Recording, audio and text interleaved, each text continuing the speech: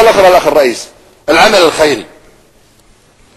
يا أخواني، الزكاة والصدقات من شعائر الإسلام العظيمة الراسخة التي الله أمر فيها، وركن من أركان الدين الزكاة. لا ينبغي، والتبرعات لأهل الخير من الكويت هذه صدقة السر تطفئ غضب الرب وتقي مصارع السوء. يعني إذا والله الفضل منك تم تشجيع أهل الكويت على عمل الخير، هذا يدفع البلاء عن أهل الكويت كلهم. معقولة الدولة تضيقهم وبعض الأخوة الموظفين ليس لهم هم إلا ليل نهار تصريحات غير مسؤولة عن العمل الخيري؟ ينبغي أن يعلم أن العمل الخيري هذا حماية للمجتمع الكويتي ومواساة الفقراء والمساكين، وأغلب العمل الخيري رايح للكويتيين وداخل أهل الكويت.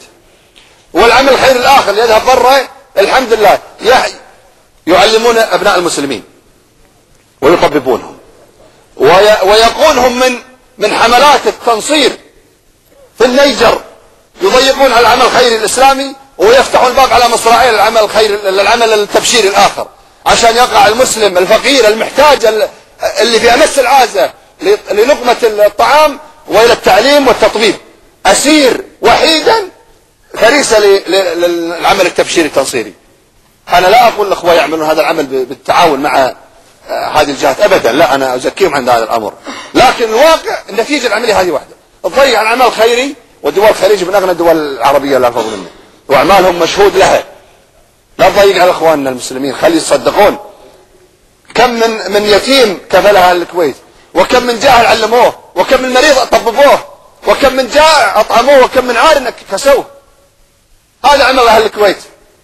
يأتي ناس نشاز يمشون على عكس عمل أهل الكويت يضيقون على العمل الخيري.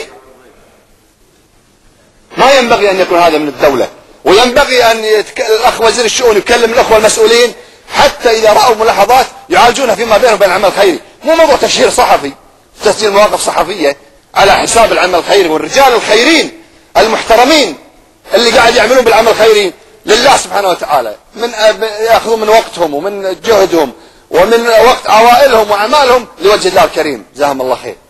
فينبغي أن يشكروا.